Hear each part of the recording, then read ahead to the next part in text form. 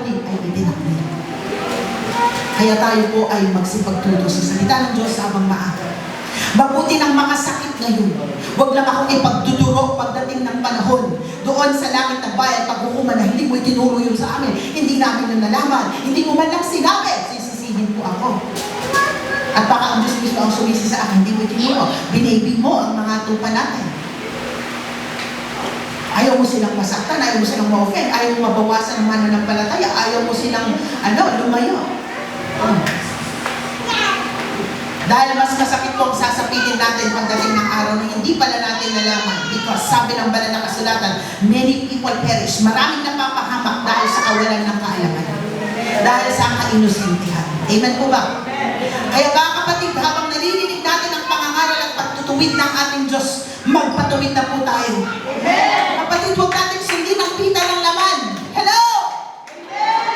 Ang pita ng laman ay maliwanag. Hindi lamang po adultery, hindi lamang po immoralidad, hindi lamang po yan. Ang pita ng laman ay yung mga bagay na ayaw natin isuko, pero labag sa kalooban ng Diyos. Yung mga alam natin mabuti na dapat natin gawin, pero hindi natin ginagawa. Yan ay kahinaan ng laman. Ano yun? Gusto ng Diyos ikaw ay palagi ang manalangin. Gusto ng Diyos na ikaw ay magbasa ng banal na kasulatan, makinig ng salita ng Diyos, palagi ang sumamba, para lubusan mo siyang makilala, para patuloy mo siyang makita, para maranasan mo siya, at patuloy kang lumapit sa Kanya, pero hindi natin ginagawa. Ang ginagawa natin, hinahayaan natin na, hinahangad natin na may gumawa para sa atin. Kapatid, sabihin mo sa katabi mo, huwag mong katamaran ang relasyon mo sa Diyos. Amen. Hindi ka kaya iligtas ng iyong asawa. Amen. Hindi ka kaya iligtas ng iyong anak.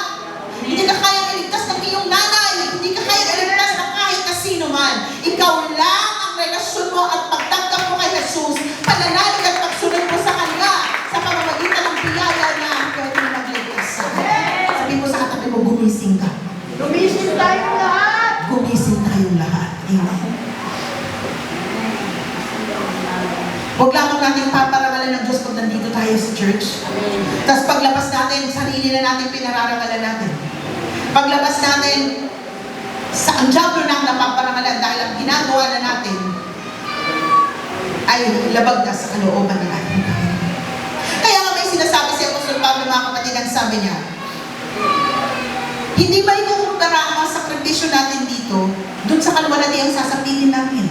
Dahil ang mga buhay dito sa lupa, panandalihan lang kung pagtiis. At talikuran ang naukol sa ating sarili. Kalimutan mo ang sarili mo. Pwede po ba? Kaya sabi mo sa katabi mo, kalimutan mo ang sarili mo. Kalimutan natin ang sarili natin. Para yan sa kaligtasan natin. Pag tayo ay maligtas. Opo, kasi kung di natin ito kakalimutan, kasi sinasabi natin kanina, redemption is just the first stage of our salvation. Amen. Redemption is pagpapawalang sala. Amen. Pagtubos. Amen. Ikaw ba naman, pinagtubos ka na, isasanla mo ulit. Di ba? Halimbawa ko, ako magulang, tinubos ko na, tinubos na kita sa iyong pagkakautang. Halimbawa lang ko, ibinigay ko na, hindi ko na ipon para matubos na kita. Tapos mamaya mangungutang ka na naman, tapos tutubusin na naman kita. Ano ba yun? Tapos paulit-ulit. Di ba po? Hello po. Amen. Kung hanggang pagbalik ng Panginoon pa rin ganun. Di ba po? Pwede po pakisabi sa katabi mo, gising. Gising tayo. Gising tayo. Listen. Amen. Sige po, palakpakan po natin ang ating Diyos. Mga kapatid, minsan lang ginawa ng Diyos yun. Once and for all is enough. Minsan lang siyang napako sa krus. At ang kasalanan ng sanlibutan, tinubos na niya. At alam po ba natin na sa tuwing tumatampisaw tayo sa kasalanan ay muli natin pinapapako si Kristo sa krus? Amen. Sa ating buhay? Uulitin ko po ulit, ang pagsiseryoso sa pakikipagrelasyon sa Diyos ay hindi lang para sa mga pastor, mga evangelist, prophets, apostle, or the fivefold ministry, the music team, and all, yung mga naglilingkod, kayo yon kasi mga workers kayo. Eh di kami lang, ibig sabihin mga naglilingkod lang pwedeng maligtas, at ang mga members natin, hindi na, kasi hindi naman magseseryoso. No! Naglagay ang Diyos ng mga leaders para kayo po ay i-usher at pangunahan at patuloy na gabayan sa paglago, sa pananampalataya at paglulumanin sa relasyon sa ating Diyos. Kaya mabuti pa, pag nangangalan ng Word of God, makinig tayong lahat. Huwag natin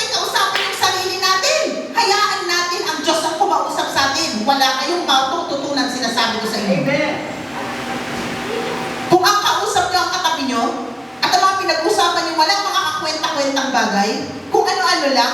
Marites. Yes? Yes po? Wala kayong matututunan. Uwi na lang. Kahit 10 taon pa kayong umupo dyan, kung di kayo makikinig ng Word of God, wala po kayong matututunan. Amen. Hindi kayo makakausad sa level 1, level 2, level 3 ng inyong pananampalataya. Amen. Kaya tingnan mo, may mga 20 years ng Kristiyano, bansot pa din ang pananampalataya. Masakit po talaga ang katotohanan. Pero ang katotohanan, pag tinanggap mo, palalayain ka.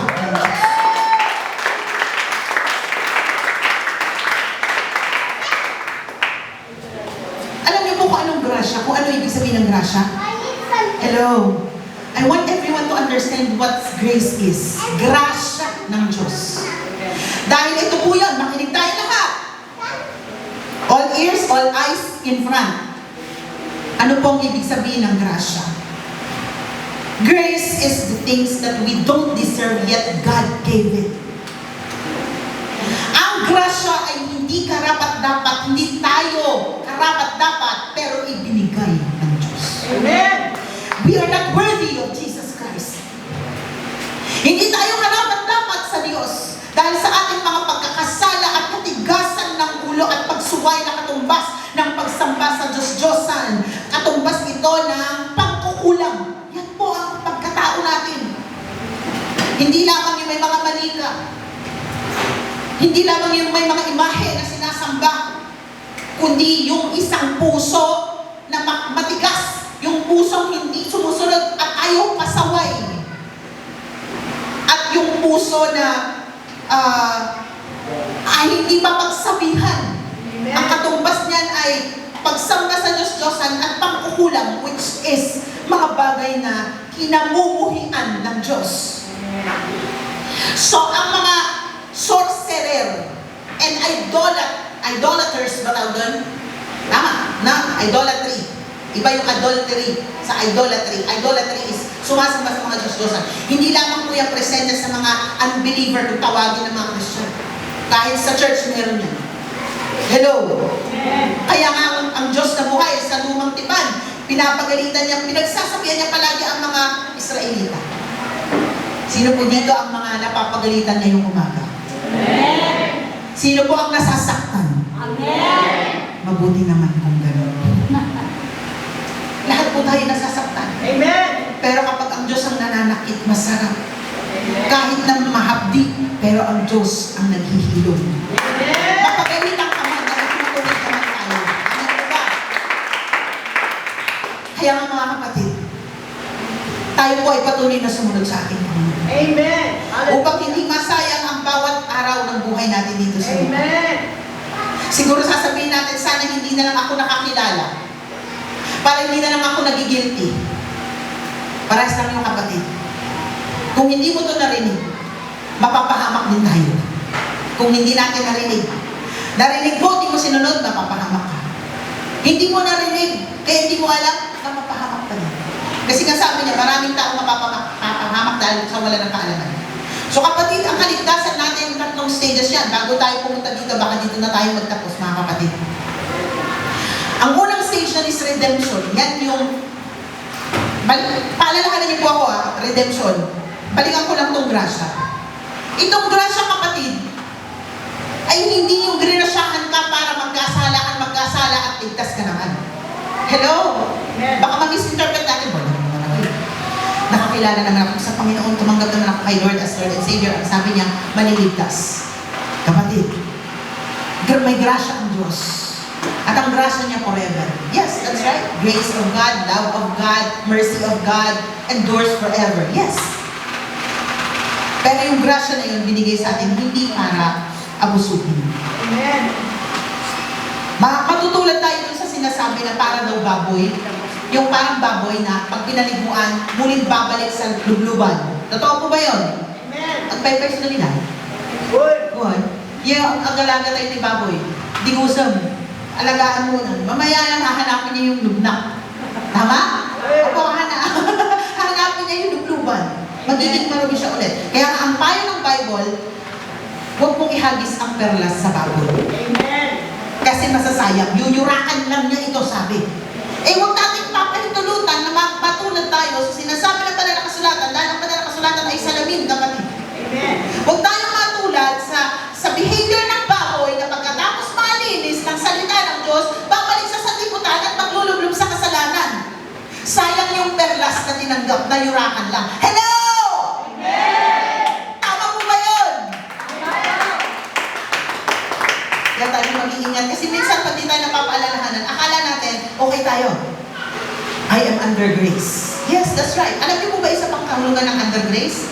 We don't deserve, pero binigay. Sino yun? Kaligtasan, buhay na walang hanggan, Panginoong Jesus. Amen po ba? Amen. Ano pa? Ang grasya po ay yung hindi mo kaya, pero dahil sa grasya ng Diyos, binibigyan niya tayo ng kanyang biyaya at kapangyarihan na kayanin ang bagay na di natin kaya. Hello! Hindi natin kayang magtagumpay na tayo lang without the grace of God. Amen. Hindi natin kayang talikuran ng nauukol sa ating sarili without the grace of God. Hindi natin kayang pagtagumpayan ang ating mga kahinaan without the grace of God. Sino po ang mga taong nakakatupad doon? Sino ang mga taong nakakasunod doon? Bakit kung kaya ni sister, hindi na natin kaya? Amen. Wala namang pagkakaiba ang pagkatao natin sa kanya at sa atin. Amen. Walang pagkakaiba ang pagkatao ng pastor, walang pagkakaiba sa member o elder o ano. Huwag natin yung elder ka eh, pastor ka. No! Pare-paras tayo mga tao. Ang pagkakaiba lang siguro yung pag-i-interest natin sa pagluluwaling sa Diyos. Kapatid, subukan mo. Subukan mong magnasa na maglumaling sa Diyos. Simulan mo yan sa pananalangin. Masarap. Opo, araw-araw. Pagbabasa ng banal na kasulatan. Amen. Si nanay ni Sister Angel Santos. Di mo matatawag na elder, di mo matatawag na pastor, di mo matatawag na asya, hindi ko po alam kung anong ministry ni nanay. Basahan ko. Pero bakit ganyan siya magpuri? At bakit ganyan po siya kaporsigido sa Panginoon?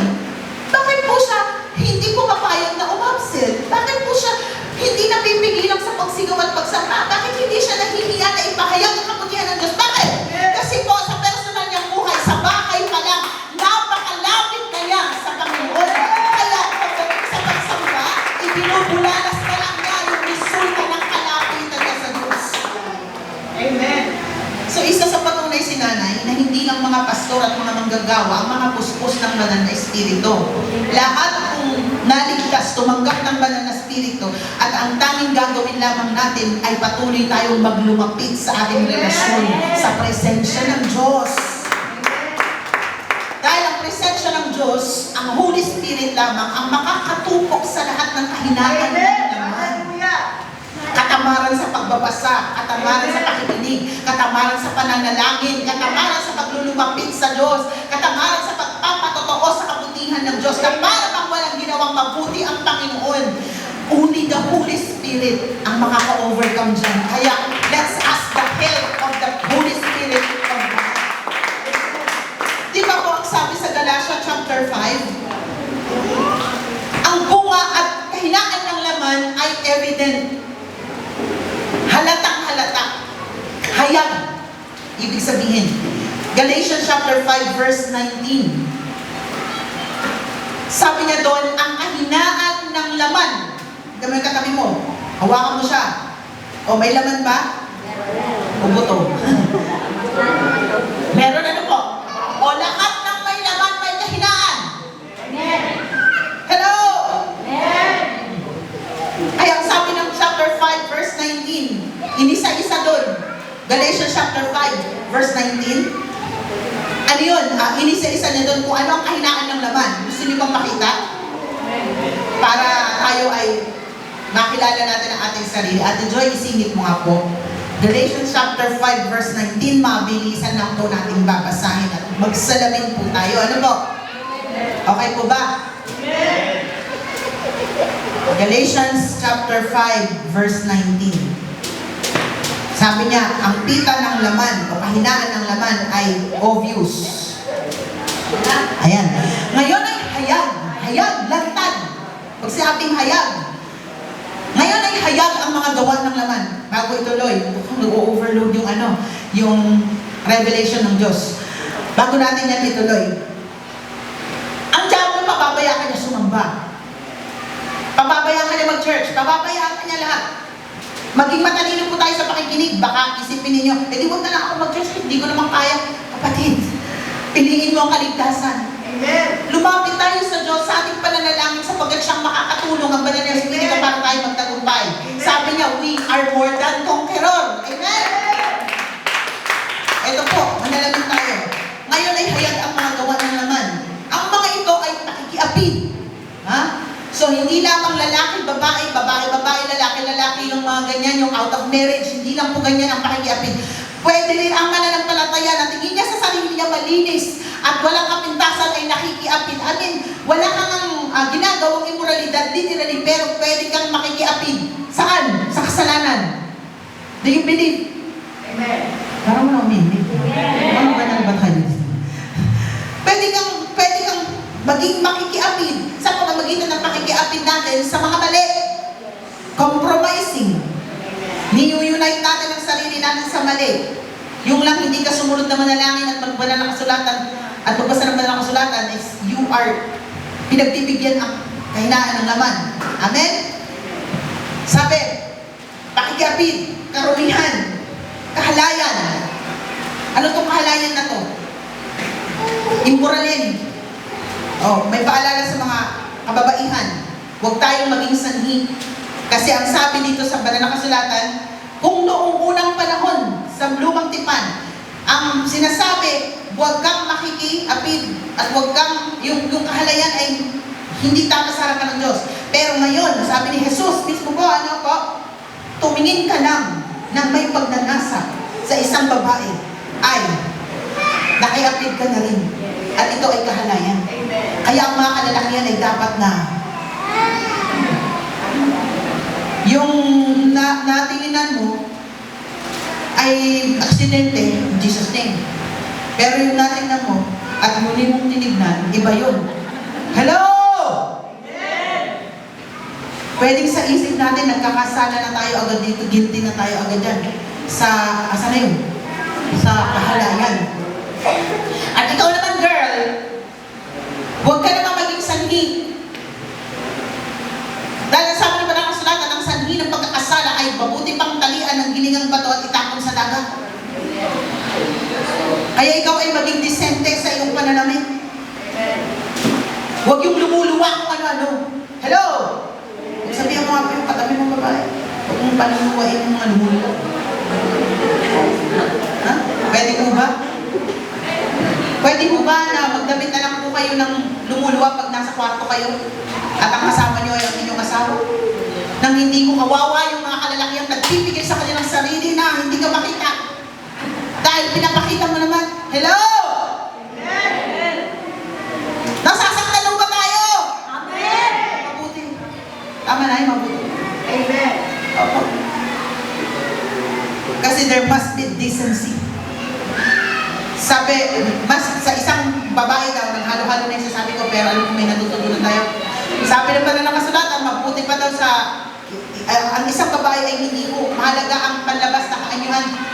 Yung mga ornaments na kung anong ginto, pilak, ng ano-anong naka-display, ang pinakamainam sa Diyos sa harapan niya, mabuting puso ang isang babae. Hallelujah! Ay, hindi mo na, bakit ba? Ano yung mga damit-damit ng mga revealing dyan? Sino ba pinasa-sexy natin? Hindi mo ba dapat yung asawa natin? Eh, bakit kailangan yung display sa sanlibutan? Hello! Amen. Naniniwala mo ba kayo na ang Kristyano hindi dapat ganun? Amen. Dahil ang sabi, kapag sanhi ka ng pagkakasal, abay, kung nakita sa Facebook, ay renounce ng ganun, tapos sinumsum ka pa, o ano na. Hindi naging sanhi na tayo ng pagkakasala. Nalilinawan mo ba tayong lahat? Amen. Ang napapagalitan sa Diyos na lamang po ay pahilol. Amen. Okay po? Lalo kayo mga kabataan. Okay, gano'n mga picture nyo. Para kayong mga... Tama ba? Ang pangit po. Mukhang kahalan po ang nakalabas na dila. Naniniwala mo ba kayo? Sister Angel, gusto mo ba yung kaisa-isa mong babae pag nag-picture yun? Yung ba gano'n? Tingnan yung tsura ko. Okay ba? Ganda ba? Gusto niyo ko gawin ko yun? Dinila-dila ko ako, gagayan-ganyan ako sa FB. Gusto niyo po ba? Mag-iingat kayo mga kabataan, ha? Titignan niyo ho kung ano ang uso na makakapagbigay ng papuri sa Diyos. Amen. At bakit mo ba nauso yung palabas-labas ng dila na ito? Nagalabas. Modernity, gusto mo si Riley gano'n? Gano'n. Dating ng araw. Bakit? Mababawasan pa tayo ng ganda kung hindi tayo nakakarapta?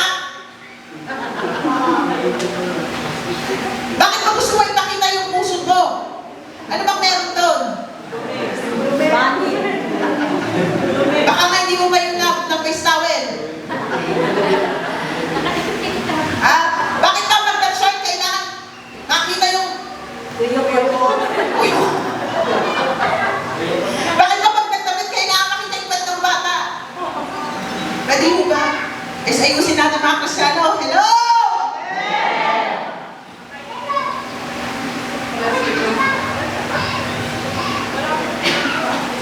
Huwag mo tayo mag-isangin ng kahalayan. Ano po? Ano pa po? Next, Joy.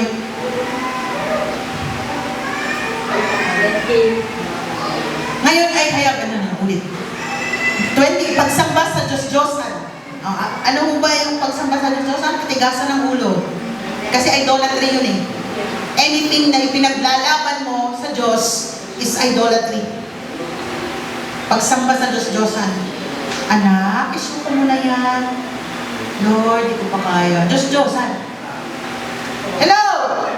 Sinasamba mo ang Diyos-Diyosan sa puso natin. Ang banal na spirito tinanggap natin, andon, nasa gilid. Because sabi ng Diyos, I will never leave you nor forsake you. Hindi ko kayo iiwan, hindi kayo papabayaan. Ang banal na spirito, hindi ka umaalis. Kaya kami narinig ka, alisin mo na yan. Tapos pinaglalaban mo kaya. Si banal na spirito, nilagay mo sa gilid, tapos ang inupo mo yung Diyos-Diyosan. Yung sinusunod mo. Yung sinusunod natin. Yung pinapasuko ng Diyos, pero hindi natin maisuko. Kunwari hindi natin narinig. Kunwari hindi tayo nakukumpikta. Maang-maangan. Sabi ko sa katabi mo, huwag tayo maang-maangan. Diba? Huwag tayo dead ma. Baka tayo ma-dead pa sa langit. Amen po ba? Amen. Opo. Kaya ang sabi niya doon, ayan daw, pagsamba sa Diyos-Diyosan, o pangkukulam. Alam niyo na po kung ano yung pangkukulam. Yung ayaw, mapagsabihan. Matigas ang ulo. Amen. Sino matigas ulo? O, diba? O, tama na, tigilan na. Matigas ulo? Ang ibig sabihin ng makukulam, makukulam pala mga ibang Kristyano na hindi napapasaway. At ang sabi, pagtatalo, pag-aaway, lagi na may away, lagi may away. So, paano mo ba matatagpuan ang presensya ng Diyos pala kung lagi nag-aaway? Magising tayo lahat. Amen. Ang sabi niya doon, paninibugho. Ano po yung paninibugho? Labis na pagsiselos. Oo. Na humahantong sa sakitan, awayan, kawalan na ng konsiderasyon. Respeto. My God, Lord, help us all. Pagkagalit, hina-high blood. Laging galit. Laging kumukulo yung dugo. Pagkamakasarili, walang ibang inintindi kundi sarili. Wala nang kinonsidera sa kapwa. Pagkakabahagi, kampi-kampi. Hello? Marites. Oo, yung parang pinupuri mo yung isa habang nilalait mo yung isa.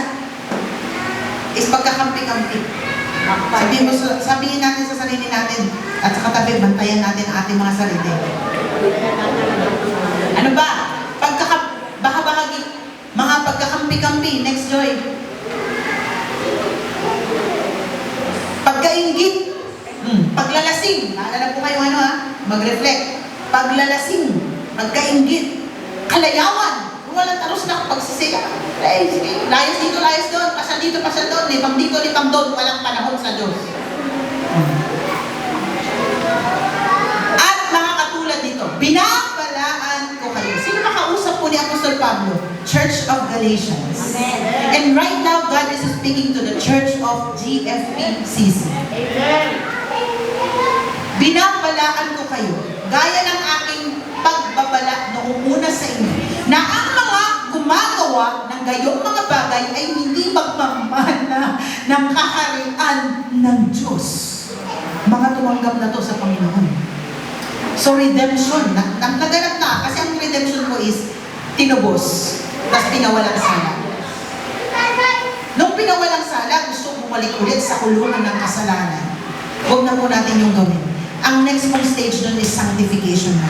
Ano po yun? Hindi tayo perfect. Araw-araw tayo nagkakamali. Pero pahihintulutan natin ang salita ng Diyos na tayo ay tapyasin. Na tayo ay iprune. Na tayo ay, pakisagot nyo nga po. Na tayo ay linisin. Na tayo ay baguhin. Bigay mo kay Kuya. Amen? Amen po. Amen. Malinaw po may paalala. Sino po dito gusto maligtas? Itaas ang dalawang kamay. Lahat ng gustong maligtas. Ayaw nyo? Ayaw nyo? Yung mga hindi nakataas ang dalawang kamay. Lahat ng gustong maligtas. Yan. Taas ang dalawang kamay. Yan. Baba na natin. Hingi tayo sa banal na Espiritu. Tulungan tayo ng Diyos magtagumpay. Amen. Huwag po kayo ma-frustrate. Honestly, sino po ang na-frustrate? Parang di ko kaya. Sino? Meron? Kung maglulumapit ka sa Diyos, hindi mo sasabihin, hindi mo kaya. Kasi only God can help us overcome. Kasi dito sa kasunod, sa verse 22, yan na yung Holy Spirit. Subalit ang bunga ng Espiritu ay pag-ibig, kagalakan, kapayapaan, pagtsatsaga, kagandahang loob, kabutihan, katapatan, next joy, kaamuan, at pagpipigil sa sarili. Laban sa mga ito ay walang kautusan. So only God, only the Holy Spirit can help us overcome. Yan ang antidote ng verse 19. Yan ang gamot. Wala po sa mga kayamanan sa sanlibutan. Wala sa mercury. Wala sa generic pharmacy. Wala sa generic or whatsoever. Isa lang ang gamot. Yung kapangyarihan ng Diyos. Presensya ng Diyos. Banal na Espiritu ng Panginoon. Para yan po ang ating magawa at hindi po yung ating nakitang kahina. Yung tayo eh. Yung verse 19, yun po tayo. Pero ito ang Diyos. Makipagkaisa tayo sa Diyos para tayo magtagumpay. Bakit po? Doon na po tayo sa ating huli. Kasi di ba, ang kasalukuyan ng stage ng ating kaligtasan ngayon, sanctification. Kung sa mga naririnig natin at nababasa natin banal na kasulatan, magpapatubig tayo, then we are being sanctified by the Word of God. Amen. Huwag po tayong ganun. Pag nakinig ka, diretsuhin mo dito. Amen. Para lumabas sa iyong gawa. Kasi pag pumasok itong wala. Wala din pagkakaiba sa dati natin kinagisnan. Yung pupunta lang tayo, mag-aantang tapos uwi na. Wala na.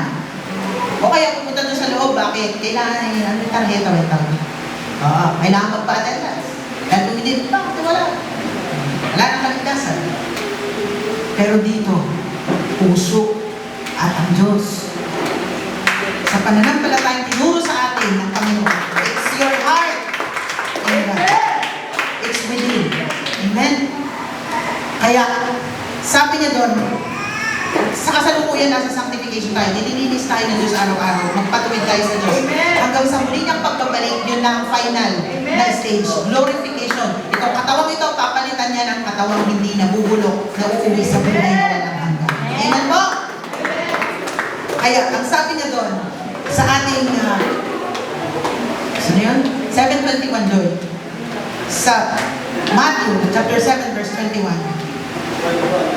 Hindi lahat.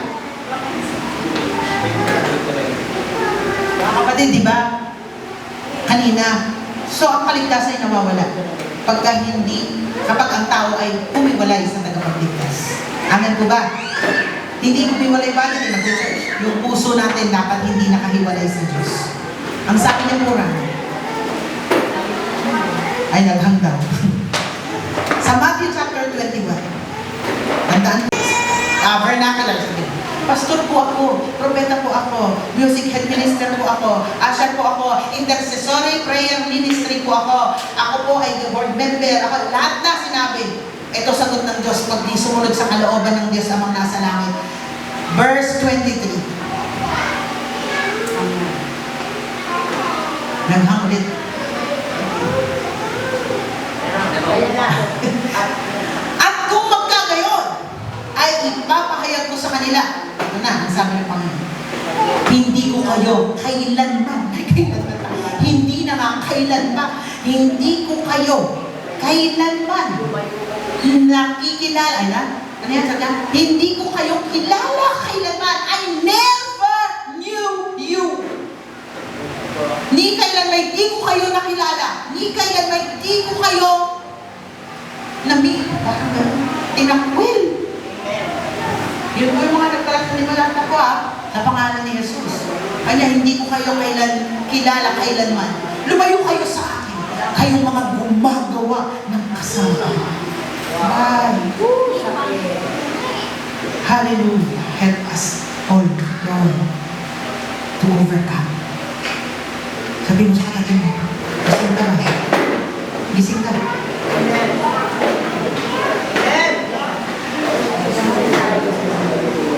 Ang magpahalaga sa salita ng Diyos, mapapahuli. Pero ang nagbabaliwala, kapatid, pinapaalalahanan ka ng Panginoon. Hindi bukas. Ang kaligtasan ay hindi mamaya o bukas. Ngayon ang araw ng kaligtasan. Amen. Huwag natin paintulutan ang mga panandali ang kaaliwan sa sanlibutan ang umagaw sa atin sa buhay na walang hanggan.